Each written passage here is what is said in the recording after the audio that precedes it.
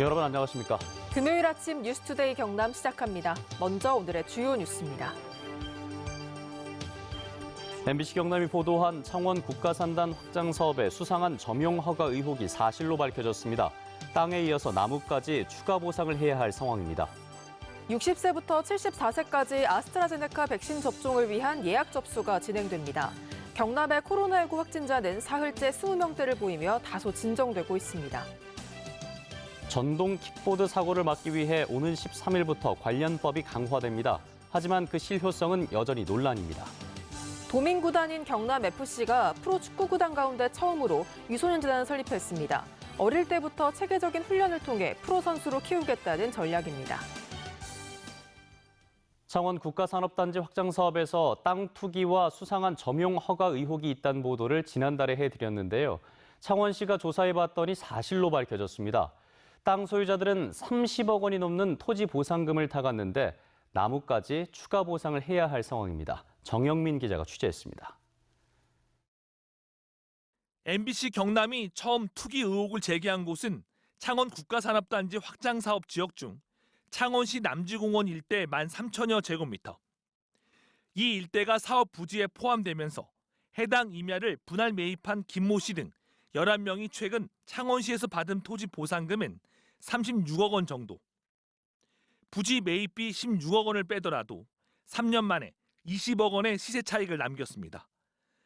여기에 소나무와 감나무 등 560여 그루, 즉 지작물 보상금 1억 3천만 원까지 지급해야 할 상황. 그런데 창원시는 돌연 보상을 하지 않기로 결정했습니다. 보상금을 지급하면 공무원들의 특혜로 땅 투기를 조장했다는 비판이 나올 상황이기 때문입니다. 시의 처분에 따라서 자기들이 행정 심판 청구를 하기나 행정 소송을 하기나 안 하겠습니까? 지급이 될 수도 있고 지급이 안 될 수도 있고 그런 상황이죠. 창원시 조사 결과 나무를 심도록 점용 허가를 잘못 내준 데다 점용 허가 기간이 끝난 지 4년이 넘도록 원상 복구 명령도 내리지 않았습니다. 창원시는 공소시효가 지났다며 국장과 과장 등 당시 담당 공무원 3명을 주의 조치하는 데 그쳤습니다. 점용 허가 부분하고 원상 회복 부분에 대해서는 약간 일부 좀 부당한 부분이 있어서 행정적으로 당시에 그 관련된 직원들에 대해서는 행정 조치를 솜방망이 처벌이라는 지적 속에 지작물 보상을 하지 않을 경우 소송이 불가피한 상황인데 창원시의 과실이 있는 만큼 패소 가능성이 높다는 전망이 나옵니다. 때문에 특혜 논란을 피하기 위해 소송을 유도해 시간 끌기를 하고 있다는 지적도 나옵니다. 한편 창원시는 해당 지역의 또 다른 공무원 1명이 땅을 매입한 사실을 확인하고 투기 여부를 밝히기 위해 경찰에 수사 의뢰했습니다. MBC 뉴스 정영민입니다. 고령층의 아스트라제네카 백신 접종을 위한 예약 접수가 시작되는 등 백신 접종 범위가 점차 확대되고 있습니다. 경남의 코로나19 확진 환자는 23명을 기록해서 사흘 연속 20명대를 보이며 진정세에 접어들고 있습니다. 신은정 기자가 보도합니다.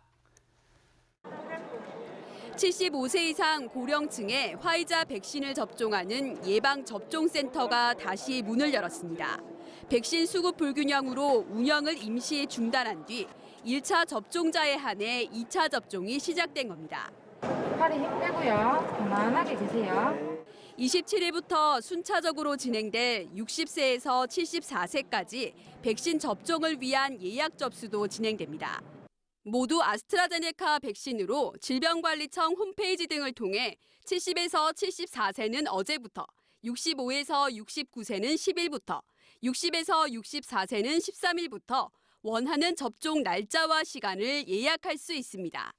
도와 시군의 코로나19 예방접종 상담 콜센터를 통한 전화 예약도 가능합니다. 또한 읍면동 주민센터 방문을 통한 예약을 가능하게 하여 또 만성 중증호흡기 질환자와 유치원, 어린이집, 초등 1, 2학년 교사 등 3만 8천여 명도 27일부터 위탁 의료기관에서 아스트라제네카 백신을 맞을 수 있습니다. 1분기 접종 동의자 6만 4천 명 중 5만 9천여 명에 대한 접종을 끝낸 경상남도는 2분기 접종 동의자 37만 명 중 70%에 대한 1차 접종을 마무리하는 등 속도를 내고 있습니다. 현재 남은 아스트라제네카 백신은 13,000여 명 분이지만 20일쯤 추가로 백신을 공급받으면 수급엔 문제가 없다고 도는 밝혔습니다. 한편 경남의 신규 확진자는 23명으로 사흘 연속 20명대를 보이며 확산세가 다소 주춤해지고 있습니다. 하지만 잠깐의 방심이 대규모 확산으로 이어질 수 있는 만큼 방역 당국은 개인 방역 수칙 준수를 거듭 호소했습니다. MBC 뉴스 신은정입니다. 진주시는 지난 4일 휴대전화를 두고 격리 장소를 이탈해 다른 지역을 방문하고 사람과 접촉한 A씨를 감염병 예방법 위반 혐의로 형사 고발하기로 했습니다. 진주시는 A씨와 접촉한 사람은 다행히 음성 판정을 받았지만 격리 장소 이탈은 다수 시민을 위험에 노출시키는 행위여서 고발한다고 밝혔습니다. 한편 진주시는 사적 모임이나 행사를 당분간 멈추어 코로나19 감염 고리를 끊자는 잠깐 멈춤 캠페인을 당초 어제까지 해서 사회적 거리두기 2단계 기간인 오는 10일까지 연장했습니다.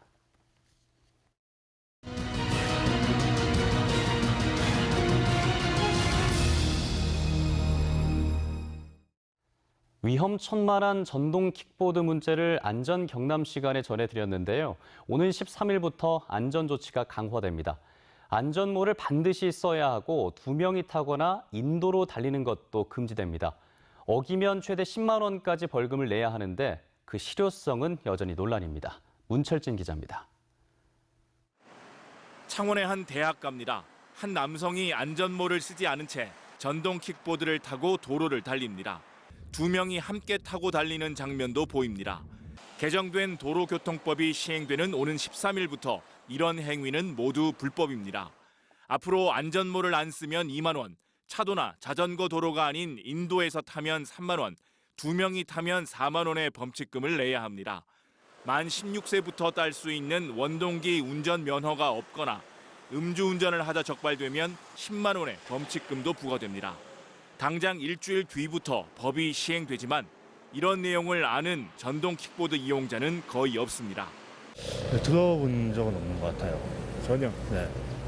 안전모 의무 착용이 현실성 없다는 지적도 나옵니다.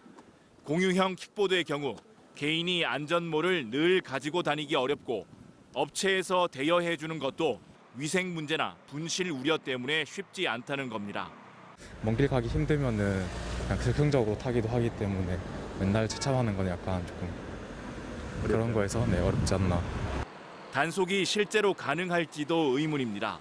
전담 인력을 확보하지 않는 이상 킥보드만 따라다니면서 단속하기가 어렵고 무면허나 음주운전은 현실적으로 단속이 쉽지 않습니다. 자전거도 지난 2018년 안전모 착용이 의무화됐지만 지키는 사람은 거의 없습니다. 우선 시행 초기는 계도 위주로 해서 문화로 정착될 수 있는 방향성을 가지고 이렇게 단속 활동을 하겠습니다. 우여곡절 끝에 전동 킥보드가 법의 테두리 안으로 들어오긴 했지만 전동 킥보드에 맞는 법을 별도로 만들어야 한다는 목소리가 설득력을 얻고 있습니다. MBC 뉴스 문철진입니다.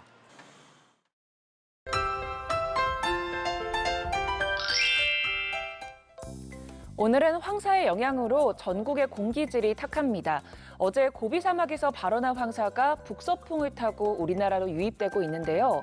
올 봄철의 고비 사막과 내몽골 고원은 기온이 높고 눈덮임이 적어서 황사가 더 자주 발원하고 있습니다. 오늘 황사로 인해 우리 지역의 미세먼지 농도는 하루 종일 나쁨 수준이 예상되고요. KF80 이상의 마스크를 착용해서 호흡기 건강을 지켜주시길 바랍니다.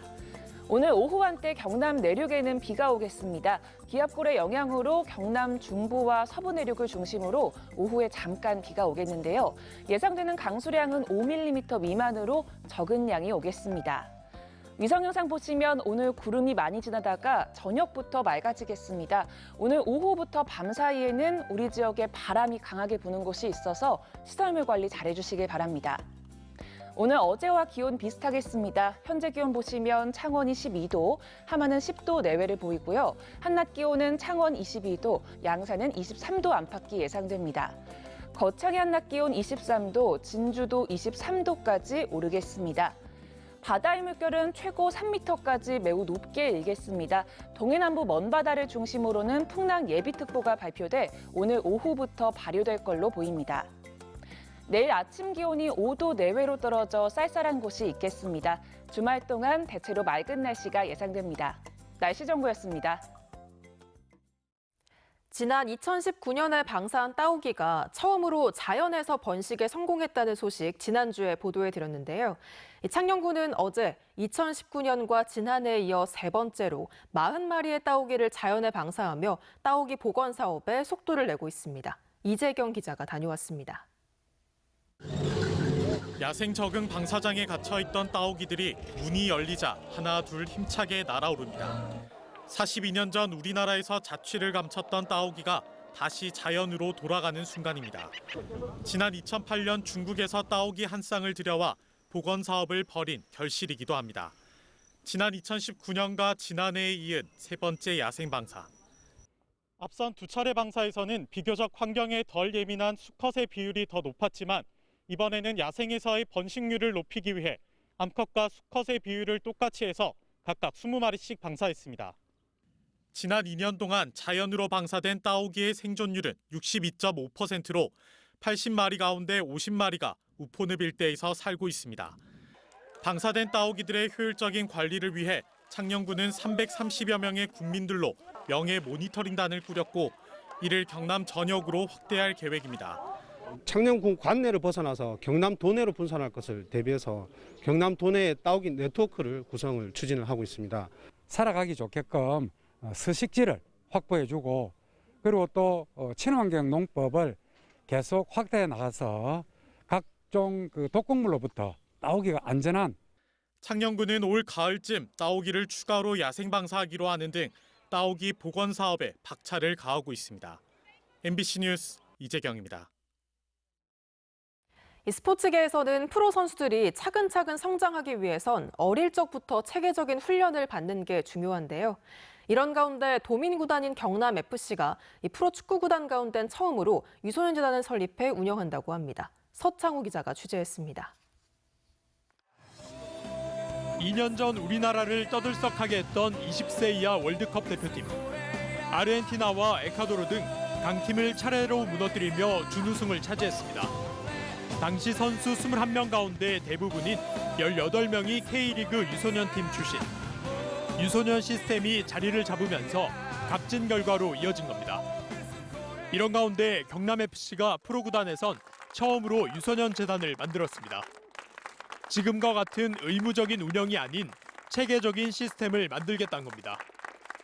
18, 15, 12 유소년 팀뿐만 아니고 알파팀 또 프랜차이즈 사업 등등을 통해서 더 많은 팀들이 우리 경남FC의 우산 아래서 유소년이 육성되는 경남FC는 재단 운영에 연간 15억 원 정도가 들어갈 걸로 보고 있습니다.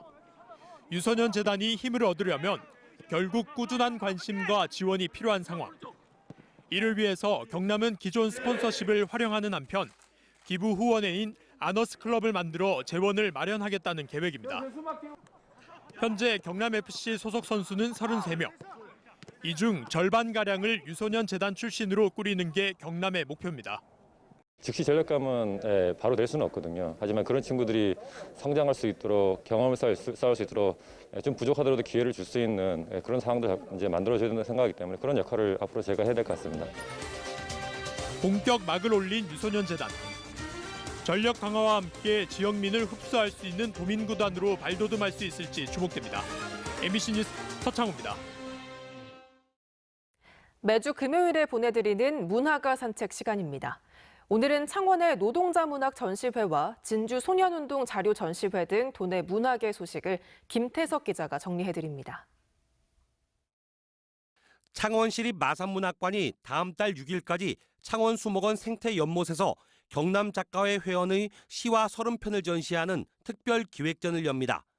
창원은 국내 대표적인 노동자 문학 지역인데 1970, 80년대 마산 자유무역지역과 창원 산업단지를 중심으로 문학동인회가 결성되고 다양한 동인지들이 탄생했습니다. 진주 소년운동의 역사자료 전시회가 5월 한 달 동안 진주 지역 초등학교와 진주교육지원청에서 열립니다. 진주 소년회는 1921년 5월 1일 조직된 서울의 천도교 소년회보다 8개월 앞서 조직돼 전국 소년운동에 큰 영향을 줬습니다. 창원의 예술 전용 영화관인 시네아트 리좀이 이달 31일부터 7월 18일까지 영화 교실을 무료로 열기로 하고 수강생을 모집하고 있습니다. 이번 영화 교실엔 영화 감독, 영화 평론가 등이 영화와 관련한 25개 강의를 펼치며 70% 이상 수강하면 수료증을 줍니다. 양산에 있는 한국궁중꽃 박물관은 내일부터 올해 말까지 개관 1주년 특별 기획전을 엽니다. 꽃, 민화를 만나다를 주제로 한 이번 전시회에선 조선시대 민화에 등장하는 꽃을 궁중채화로 재현했습니다. MBC 뉴스 김태석입니다. 투데이 경남 순서입니다. 창원시 해수욕장 협의회가 오늘 오후 2시 제2별관 의회 대회실에서 열립니다. 농촌마을 공동체대학 3기 수료식이 오늘 오후 2시 함안군 종합사회복지관에서 열립니다. 북천 꽃양귀비 식품산업화 MOU 체결식이 오늘 오전 11시 하동 꽃양귀비 전망대에서 진행됩니다. 창녕군 친환경농업 의무교육이 오늘 오후 2시 창녕군 농업기술센터 대회의실에서 마련됩니다. 의령군과 창원시에 이어 진주시도 고 이건희 삼성 회장이 기증한 미술작품을 전시 보관할 일명 이건희 미술관 유치전에 나서겠다고 밝혔습니다. 진주시는 삼성 창업주인 고 이병철 회장이 다닌 지수초등학교가 있는 진주는 이건희 회장과도 인연이 깊고 영호남의 중간의 자리에서 접근성도 좋다고 덧붙였습니다. 산청군 의회가 제274회 임시회 본회의에서 일본 후쿠시마 원전 오염수 해양 방류 결정을 규탄하는 결의안을 채택했습니다. 산청군 의회는 방사능 오염수 해양 방류는 인접 국가를 위협하는 행위로 즉시 철회해야 한다고 주장했고 우리 정부의 실효성 있는 대책 마련을 촉구했습니다. 이재용 삼성전자 부회장의 사면 청원과 관련해 윤상기 하동군수와 박성곤 하동군의회 의장 등이 50만 내외 군민이란 표현을 써 논란인 가운데 박 의장이 사과문을 발표했습니다. 박 의장은 하동 세계차 엑스포 성공을 위해서 삼성관 유치에 도움을 주고자 청원에 동참했지만 50만 내외 군민이란 문구가 문제가 될 것을 인지하지 못했다며 깊이 반성하고 있다고 밝혔습니다. 창원시는 지난 한 달 동안 농지 불법 형질 변경과 보조금 관리 등 농업 관련 3개 분야에 대한 실태 조사를 벌여 540여 건의 법 위반 사례를 적발했습니다. 위반 사례로는 농지 불법 형질 변경과 공부자료 미일치 430건을 비롯해 보조금으로 취득한 장비와 시설 관리 실태 부실 110여 건 등이며 창원시는 적발된 사안에 대해 원상복구를 명령하고 보조금은 환수 조치하기로 했습니다. 김해 씨가 소속 공무원들을 대상으로 부동산 투기를 전수조사한 결과 미공개 정보를 이용한 투기 정황은 없는 것으로 파악됐다고 밝혔습니다.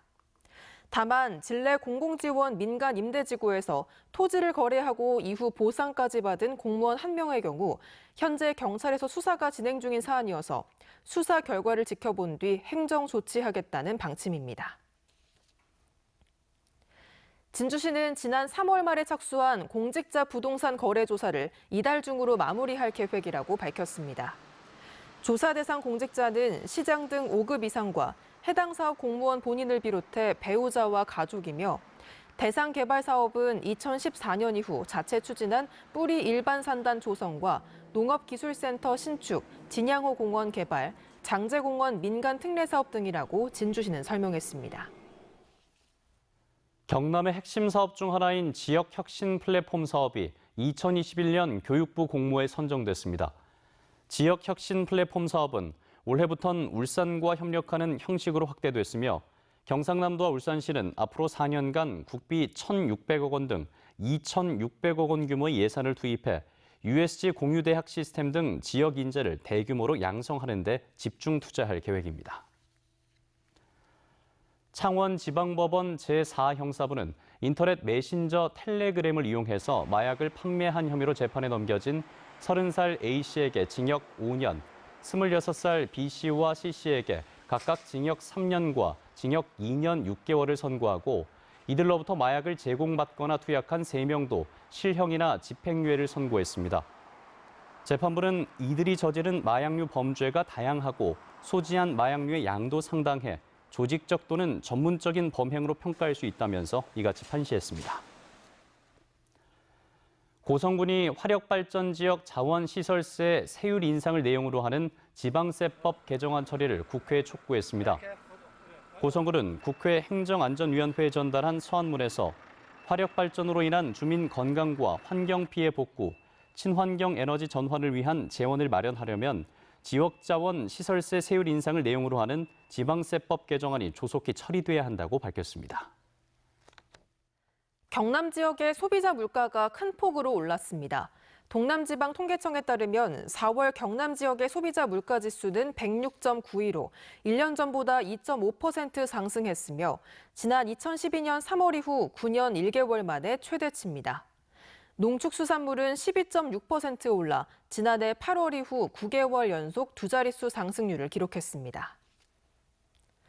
거창 스마트 승강기 실증 플랫폼 구축 사업과 김해 버추얼 기반 미래자동차 부품 고도화 사업이 산업통상자원부의 지역 거점 스마트 특성화 기반 구축 사업에 최종 선정됐습니다. 이 사업은 기존 승강기에 4차 혁명 기술을 적용해 스마트 승강기를 개발하거나 자동차 부품 고도화로 신개념 미래차 기술 개발을 지원하는 것으로 경상남도는 이번 공모 선정으로 160억 원의 국비를 확보하게 됐습니다. 지금까지 경남 소식 전해드렸습니다. 함께해 주신 여러분 고맙습니다.